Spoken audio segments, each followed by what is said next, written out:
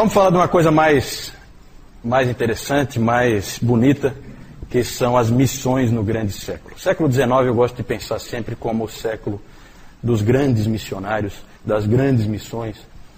E como a gente já falou aqui, nós já comentamos isso de passagem algumas vezes, o maior esforço missionário vinha sendo, depois da Reforma, vinha acontecendo por parte da Igreja Católica Romana. Por uma série de motivos. Primeiro, que é uma igreja milenar, está estabelecida, tem estruturas prontas. Em segundo lugar, porque os países que desenvolveram tecnologia para fazer as grandes navegações eram católicos. Esse aí é crucial, faz toda a diferença, certo? Então, vamos falar agora de missões protestantes. Nós já falamos sobre os morávios, que foram precursores, e também uma coisa que a gente tem que, isso que eu acabei de falar é importante, né? Os países que se tornaram protestantes não eram países que tinham grande capacidade de navegação. Era Espanha e Portugal principalmente. Os outros eram mais limitados. Então a gente falou, por exemplo, dos huguenotes aqui na Baía da Guanabara. A França não é um país protestante. Então até a exceção em termos de Espanha e Portugal cai também num país católico romano. Só quando os holandeses conseguiram força para que eles se tornassem uma potência na navegação, aí sim, aí começam os holandeses a colonizarem vários lugares do mundo, inclusive o Brasil, como nós vamos ver daqui a pouco. Tivemos aquela primeira tentativa com os huguenotes e depois nós tivemos os holandeses em Pernambuco, certo? O século XVII foi a era de ouro dos holandeses. Eles começaram a estabelecer colônias no mundo todo e aí levava, evidentemente, a igreja e o evangelho com eles. Foram missionários holandeses na Indonésia que cunharam o termo plantar igrejas. Vamos plantar igrejas. Foi lá que eles começaram com esse tipo de expressão. O avanço alcançado pelos holandeses não foi grande coisa, mas aconteceram algumas mudanças de pensamento. E uma mudança de pensamento importante é que antes na teologia se pensava que a grande comissão era algo que Jesus Cristo tinha feito, ele tinha dito para os apóstolos. Ide por todo mundo pregar o evangelho. Era para os apóstolos. O próprio Calvino tinha esse entendimento e era o entendimento normal. E aí, com alguns indivíduos, entre eles o Boetius, que é um holandês, esse entendimento começa a mudar. Os puritanos também começaram a ter uma mudança de pensamento em relação a isso. A grande comissão é para a igreja, em todos os tempos, em todos os lugares, e não para os apóstolos. Foi falada para os apóstolos, mas os apóstolos ali estavam simbolizando toda a igreja. E, portanto, essa mudança de pensamento faz com que haja um impulso também em direção a missões. Uma das primeiras missões realmente bem-sucedidas foi lá na Inglaterra. Nos Estados Unidos. Aqui nós estamos voltando um pouquinho. Vejam aí pelas próprias datas. Entre os índios. Então, missões transculturais, porque você está tentando atingir aquelas tribos de índios americanos, norte-americanos.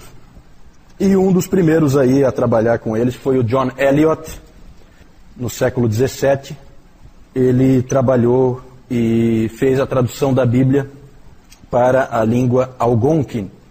O Dr. Calhoun disse que ele teve uma grande alegria quando ele viu essa Bíblia. Foi a primeira Bíblia impressa nos Estados Unidos. E ele ficou muito contente quando ele viu aquela Bíblia. E ela é muito interessante porque ela é uma Bíblia que ninguém mais é capaz de ler. Porque ninguém mais conhece aquela língua.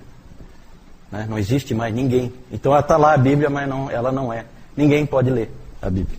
Certo? Mas o John Eliot, ele fez a tradução da Bíblia e para dar estrutura para a língua dos índios, ele teve que escrever uma gramática.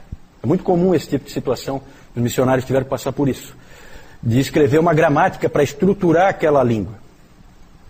E ele escreveu então também essa gramática, e na gramática dele ele escreveu assim: oração e esforço por meio da fé em Jesus Cristo podem fazer qualquer coisa.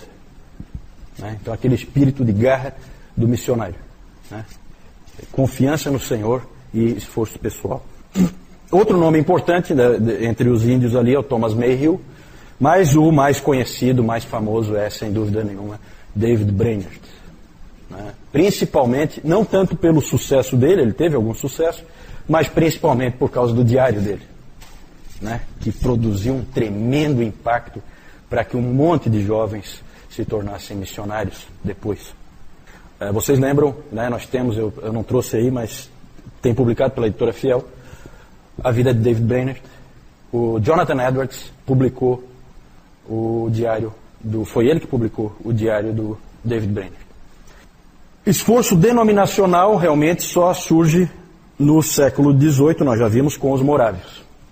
Certo? Os morávios, originalmente, eles eram da igreja luterana, mas mais tarde se tornou uma denominação independente, os irmãos morávios. Existem até hoje. Né? Só que perderam aquele ímpeto, hoje não tem aquele ímpeto missionário, a igreja está diferente de como ela era, mas existe. Mas o século XIX é o que o professor de Yale, que escreveu uma obra em 7 volumes, A Expansão do Cristianismo, o nome dele é Kenneth Scott Latourette, ele escreveu essa obra, A Expansão do Cristianismo, em 7 volumes, e ele chamou o século XIX de o Grande Século. O Grande Século. Para vocês terem uma ideia, dos 7 volumes, a obra dele é sobre a expansão do cristianismo, e dos 7 volumes, 3 dedicam-se ao século XIX. Então é realmente o Grande Século. E o grande nome, quem é o grande nome das missões aí? Quem é chamado de o pai das missões modernas? Temos a alegria de que tenha sido um batista, William Carey, né? William Carey, o pai das missões modernas. Ele era um sapateiro, pregador leigo, e ele trabalhava na sua sapataria. Né? Quando a gente fala sapateiro, não imagine que é aquele indivíduo que conserta sapatos, na verdade é o indivíduo que faz sapatos. Né? Nós não temos ainda assim uma indústria bem desenvolvida, e ele faz e também conserta, evidentemente. E ele trabalhava sempre no local de trabalho dele com um globo terrestre na frente dele. Era assim que ele trabalhava, e ele ficava olhando aquelas nações, aqueles países, e ele ficava pensando no alcance daqueles povos. Né? Hoje os cristãos estão mais para olhar para um globo e ver qual é o próximo ponto turístico que vão visitar. Né? Esse homem tinha um pensamento um pouquinho diferente, de dedicação ao Senhor. Ele tentava, de várias maneiras, envolver a igreja inglesa em missões. Muitos tentavam desencorajá-lo. Tem a história de um diácono que chegou para ele e disse: sente-se, meu jovem. Quando for a vontade e o tempo de Deus de salvar os pagãos, Ele o fará, sem a minha ou a sua ajuda. Frase hipercalvinista, né, da pior espécie. Né, então é um indivíduo que, esse indivíduo aí foi muito infeliz, muito. Deus sempre usa meios, e se você veio aqui 8 domingos, fez o curso de História da Igreja, você viu que ele sempre usa pessoas dispostas a fazerem a obra dele. E ele respondeu a esse tipo de atitude escrevendo um livro. O nome desse livro é Investigação quanto à obrigação dos cristãos em usar meios para a conversão dos pagãos. Investigação quanto à obrigação dos cristãos em usar meios para a conversão dos pagãos. Obrigação dos cristãos em usar meios para a salvação dos pagãos. Escreveu esse livro em 1792. Naquele mesmo ano ele pregou um sermão que foi histórico, importantíssimo. Ficou famoso esse sermão, foi um sermão em Isaías 54, 2 e 3. Diz assim: alarga o espaço da tua tenda, estenda-se o toldo da tua habitação e não o impeças. Alonga as tuas cordas e firma bem as tuas estacas.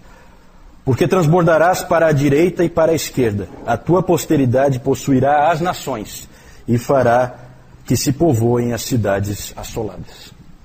Esse sermão ele é de grande impacto e ele ficou famoso por essas palavras que eu coloquei aí, famosas do William Carey: espere grandes coisas de Deus e tente grandes coisas para Deus.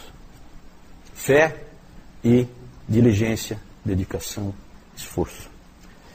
Os batistas particulares, quando a gente fala batistas particulares, são os batistas calvinistas, lá da Inglaterra, se organizaram e formaram um comitê de missões naquele mesmo ano, 1792. Né?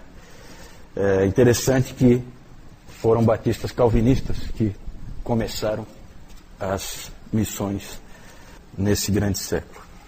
E ainda dizem que os calvinistas não evangelizam, não se preocupam com os outros. Os hipercalvinistas, com certeza, não se preocupam com os outros, não evangelizam, não fazem nada.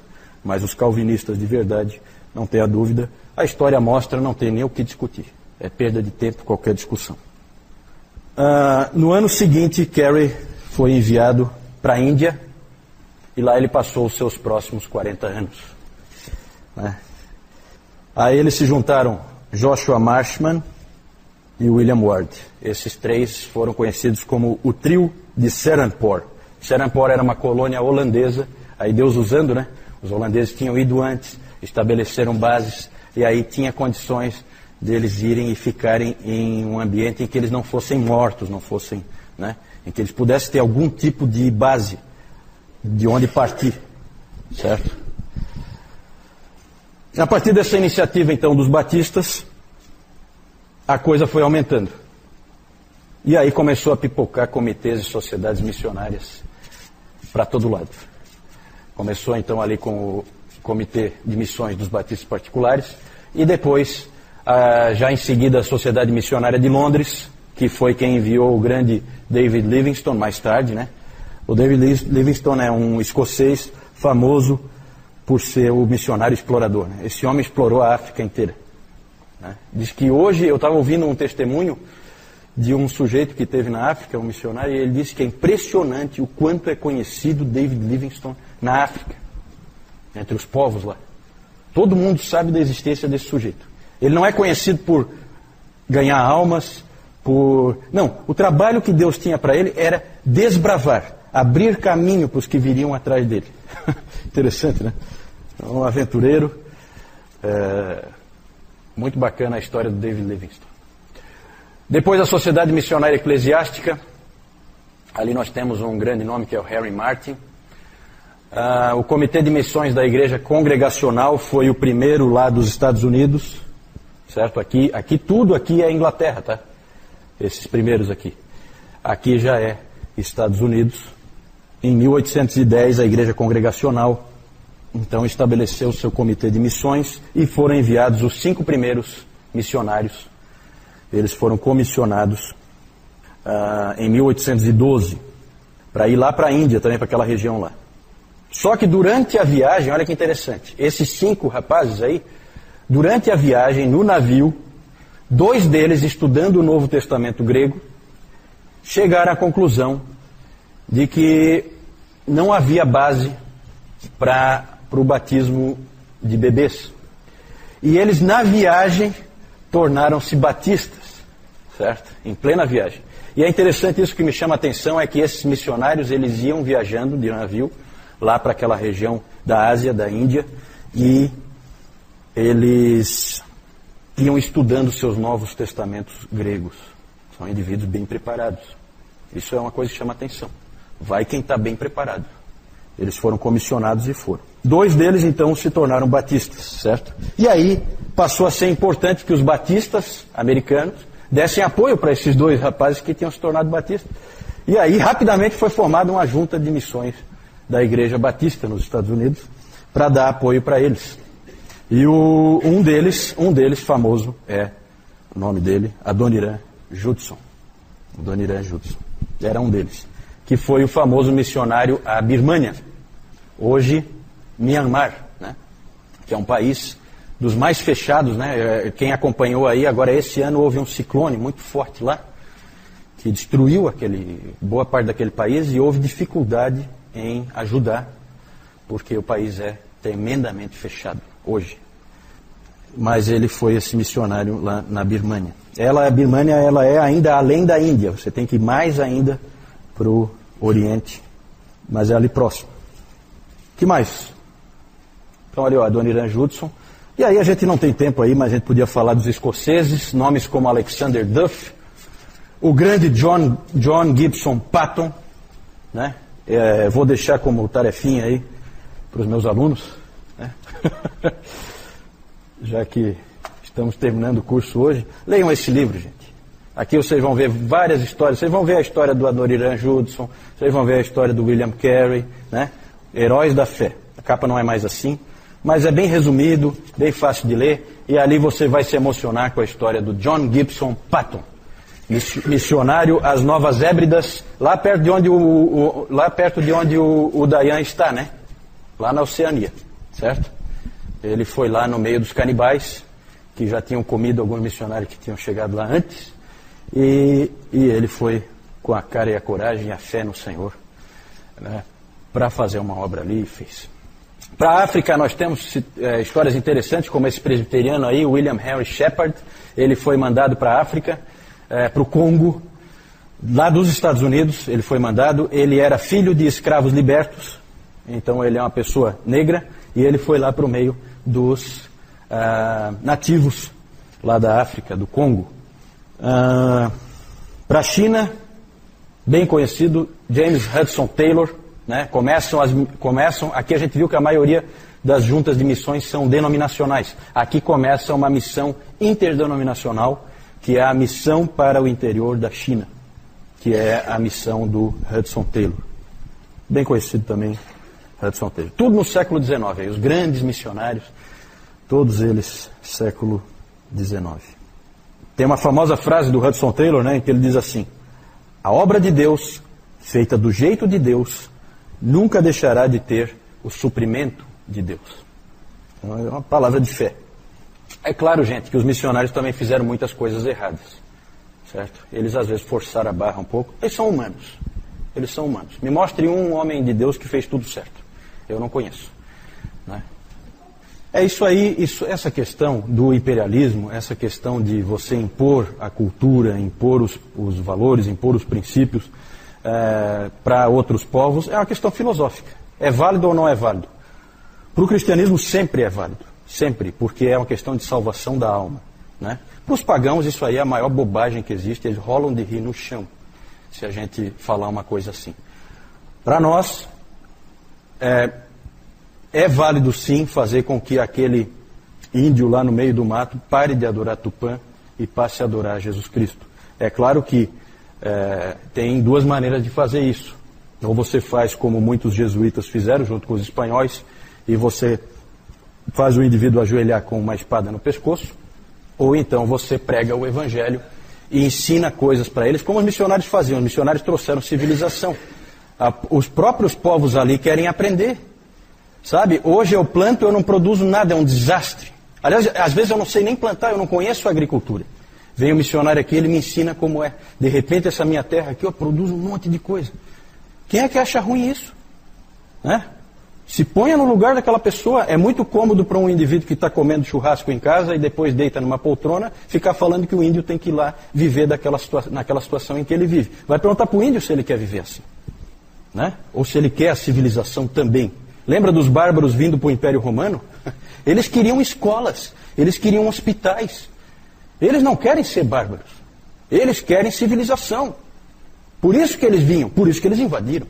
Porque nós queremos fazer parte de Roma, né? Então é uma questão filosófica, é evidente que aí há um ataque frontal aos princípios cristãos, né? E é claro que tem coisas erradas que foram feitas também, excessos, né? Sempre vai ter, sempre vai ter. Isso aí é inevitável, né? E é claro que é tudo meio misturado. Na verdade, nós vimos na história da igreja que todo tipo de excesso ocorreu. Nós vimos o Lutero defendendo, por exemplo, que fossem massacrados os camponeses, né? Será que é muito diferente? Os camponeses revoltosos, ele apoiando. Não, vamos com armas mesmo. Eles pegarem armas, nós também vamos pegar. Então são erros, são manchas, são. Ninguém está negando, né? Agora, tem almas salvas. Isso aí é importante. Isso é importante. Cada alma salva vale, né? Ok, gente, nós temos que correr um pouquinho. Aqui só mostrar para vocês John Eliot, missionário entre os índios americanos. David Brainerd, aqui o Brainerd pregando lá, ó, no meio das, né? Bacana aí essa imagem. William Carey, aqui, né? Uma semelhança. Uma certa semelhança.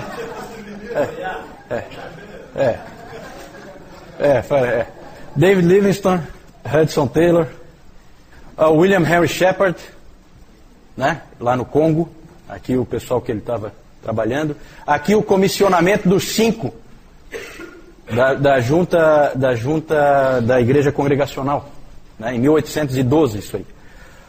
Aqui embaixo John Patton e o Adoniran Judson.